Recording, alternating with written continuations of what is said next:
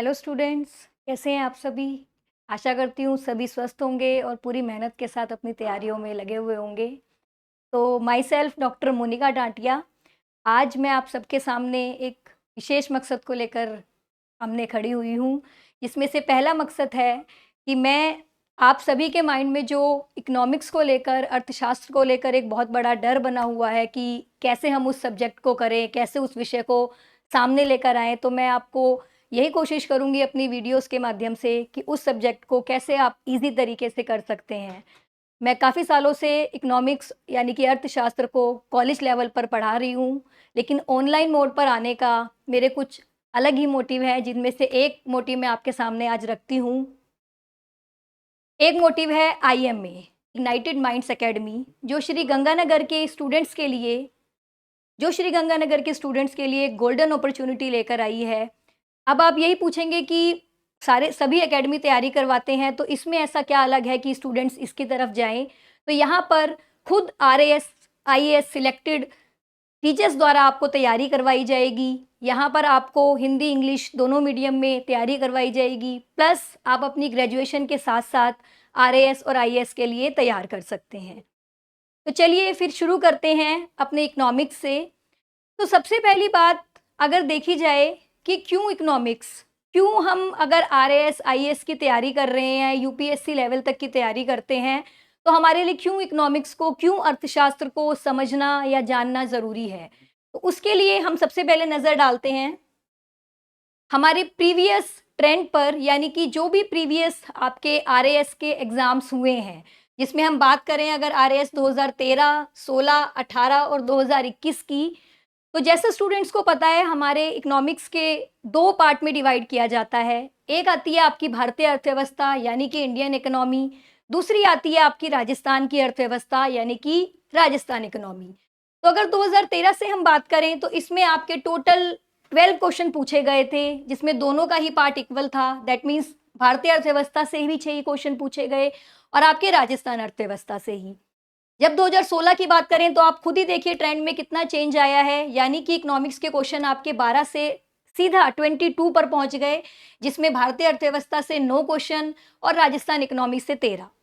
अगर हम last 2 previous papers की बात करें तो दोनों ही का ट्रेंड सेम रहा है, दोनों से ही 19 और 19 क्वेश्चंस पूछे गए हैं, जिनमें से आपका राजस्थान का पार्ट ज़्यादा है। दैट मीन्स 11 और 11 क्वेश्चंस उनसे पूछे गए हैं और 8 और 8 क्वेश्चन आपके इंडियन इकोनॉमी से पूछे गए हैं। अगर इन ट्रेंड को देखा जाए, देखिए आपके इन टोटल अगर मैं आरएएस प्री की बात करूं तो उसमें 150 क्वेश्चंस पूछे जाते हैं। अगर 150 क्वेश्चंस में से आपके सामने 19 क्वेश्चन सीधे अर्थशास्त्र से पूछे गए हैं, जो कहीं ना कहीं 10 to 15% बन जाता है, तो अपने आप में ये एक इम्पॉर्टेंट विषय बन जाता है जिसको हमें करना चाहिए। सिर्फ डर इसी बात का होता है कि किस तरीके से इसको तैयार किया जाए। तो आपके उसी डर को कम करने की, हटाने की मैं कोशिश करूंगी अपनी वीडियोस के माध्यम से कि आपको किस तरीके से एक इजी वे में इकोनॉमिक्स को सामने लाया जाए। कुछ डर उन स्टूडेंट्स के माइंड में ज़्यादा होता है जिन्होंने 11th-12th में इकोनॉमिक्स बेस नहीं होता या कॉमर्स स्टूडेंट्स नहीं होते हैं। स्पेशली बात करूं साइंस बैकग्राउंड के स्टूडेंट से या आपके जो भी मेडिकल, नॉन मेडिकल के स्टूडेंट्स होते हैं, तो उन स्टूडेंट्स को भी डरने की कोई ज़रूरत नहीं है, क्योंकि हम बिल्कुल बेसिक से स्टार्ट करेंगे। दैट मीन्स जहाँ से आपके इकोनॉमिक्स का स्टार्टिंग होती है, जहाँ से हमें बताया जाता है कि अर्थशास्त्र क्या है, कैसे हम उसको पढ़ें, वहीं से हम अपनी आगे आने वाली वीडियोस की शुरुआत करेंगे। तो चलिए, जब आरएएस प्री की बात कर ही दी गई है, क्योंकि अब एग्ज़ाम की उसकी डेट भी आ चुकी है, तो हमें अब 2 मंथ से भी कम में उसकी तैयारी करनी है।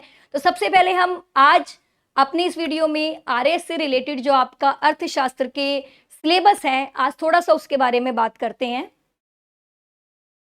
सबसे पहले बात करते हैं भारतीय अर्थशास्त्र की, यानी कि इंडियन इकोनॉमी की। इंडियन इकोनॉमी में आपके सबसे पहले जो अर्थशास्त्र के आपके मूलभूत सिद्धांत हैं, बेसिक कॉन्सेप्ट जिनको मैं कह रही थी कि बेसिक से शुरुआत करेंगे, वही कुछ बेसिक कॉन्सेप्ट्स आपके सामने आपके इंडियन इकोनॉमी में दिए गए हैं, जैसे बजट निर्माण, बैंकिंग, लेखांकन, स्टॉक एक्सचेंज, सब्सिडी, लोक वितरण प्रणाली, मुद्रास्फीति यानी कि इन्फ्लेशन की अवधारणाएं। दूसरे पार्ट पर चलें तो जो आपके इकोनॉमिक प्लानिंग में पिछली योजनाएं गई हैं, अब तो क्योंकि हमें पता है कि नीति आयोग है, लेकिन पहले पंचवर्षीय योजनाएं बनती रही हैं, उनके बारे में बात करेंगे। किस तरीके से उनकी सफलताएं रही हमारे देश में, उनके बारे में बात करेंगे। फिर हमारे अर्थव्यवस्था के कुछ मुख्य क्षेत्र हैं, जैसे कि बात करें कृषि क्षेत्र की, औद्योगिक क्षेत्र की, सेवा क्षेत्र की, उनकी क्या आज के टाइम में स्थिति है, क्या उनमें करंट मुद्दे हैं, उनके बारे में बात करेंगे। फिर हमारे देश की जो भी आर्थिक समस्याएं हैं, सरकार की उन आर्थिक समस्याओं को लेकर क्या पहल है, सरकार उसके लिए क्या कार्यक्रम चला रही है। ये सब आप विषय करें उससे पहले मैं आपको बताना चाहूँगी कि जो हमारे करंट मुद्दे होते हैं, जो भी हमारी सरकार की पहल होती है, किसी पर्टिकुलर सेक्टर को लेकर या किसी भी और हमारे समस्याओं को लेकर, वो हमेशा एक आर्थिक सर्वे के साथ पेश की जाती है। आपको सबको पता होगा जो स्टूडेंट पहले से तैयारी कर रहे हैं कि उनको वो कभी भी इकोनॉमिक्स के इतने बेसिक्स पर नहीं जाते, उनके लिए इकोनॉमिक्स का एक मन में डर है, तो वो हमेशा सिर्फ एक आर्थिक सर्वे को ही पढ़कर जाते हैं कि उसमें से काफ़ी क्वेश्चंस, और ये कहीं न कहीं सही भी है, उसमें से काफ़ी क्वेश्चंस पूछे जाते हैं। बट अगर आपको बेसिक चीज़ें पता होंगी, तो उस सर्वे को पढ़ना ही अपने आप में काफ़ी ईज़ी हो जाता है। तो आपकी जो ये समस्याओं का टॉपिक है और सरकार की इसमें क्या पहल है, हमारे जो करंट क्षेत्र में जो भी मुद्दे चल रहे हैं, ये सभी कॉन्सेप्ट आपके उस आर्थिक सर्वे में कवर होंगे। बाकी बात करूँ आपके मानव विकास सूचकांक ह्यूमन डेवलपमेंट इंडेक्स की जाती है। हमारे देश की बहुत बड़ी समस्याएँ गरीबी, बेरोज़गारी, इनसे जुड़े हुए मुद्दे पूछे जाते हैं। सामाजिक न्याय या कमज़ोर वर्गों के लिए जो भी सरकार प्रावधान करती है, वो आपके करंट मुद्दे होते हैं, जिनमें से प्रश्न पूछे गए हैं। आपकी आरएएस प्री के जो सिलेबस है इकोनॉमिक्स का, उसका एक दूसरा बहुत बड़ा पार्ट है राजस्थान इकोनॉमी, यानी कि राजस्थान की अर्थव्यवस्था, जिसमें फिर से वही आपके जो 3 हमारे मुख्य क्षेत्र हैं, कृषि क्षेत्र, औद्योगिक क्षेत्र और सेवा क्षेत्र, उससे जुड़े हुए मुख्य मुद्दे, जो भी सरकार की योजनाएँ, जो भी सरकार की परियोजनाएँ चलाई जाती हैं या जो भी सरकार ने कुछ नई स्कीम लागू की होती है, उन सभी के बारे में बताया जाता है। जैसे मैं आपको प्रीवियस इसमें भी बता रही थी कि जब देश के मुद्दों की बात की जाती है, तो हम आर्थिक सर्वे के बारे में पढ़ते हैं, क्योंकि उसी से हमें पता चलता है कि देश में पिछले दिनों या पिछले क्या स्कीम लाई पूरे साल में सरकार, और आने वाले टाइम में क्या स्कीम लाने वाली है। ऐसा ही राजस्थान के साथ है। राजस्थान का जो आर्थिक सर्वे आता है, जो अभी इस साल का आपका देखा जाए 22-23 का आया था, उसमें सरकार से जुड़ी हुई सारी परियोजनाओं के बारे में बताया जाता है, सरकार की उपलब्धियों के बारे में बताया जाता है कि सरकार ने किस क्षेत्र में क्या अपना कंट्रीब्यूशन दिया, सरकार आने वाले टाइम में और क्या अच्छा करने वाली है। तो आपकी इन्हीं सब मुद्दों के साथ जो अब मैं अपनी नेक्स्ट क्लास शुरू करूँगी, उसमें मैं आपको राजस्थान से जुड़ी हुई जो भी सरकार की परियोजनाएँ अब तक रही या सरकार आने वाले टाइम में क्या परियोजना लेकर आने वाली है, उसके बारे में, सरकार ने अलग-अलग क्षेत्रों में क्या अपने कार्यक्रम किए या सरकार की और क्या आगे योजनाएँ हैं करने के लिए, इन सभी का निचोड़ हमारा एक टॉपिक से आ जाता है, जो आता है आपका राजस्थान का आर्थिक सर्वे। तो इस साल आपको पता है हमारा आर्थिक सर्वे 22-23 गया है। उसी से रिलेटेड आपके जब भी प्रीवियस पेपर्स उठाए जाते हैं, तो उसमें बहुत सारे क्वेश्चंस, बहुत सारे प्रश्न पूछे गए हैं।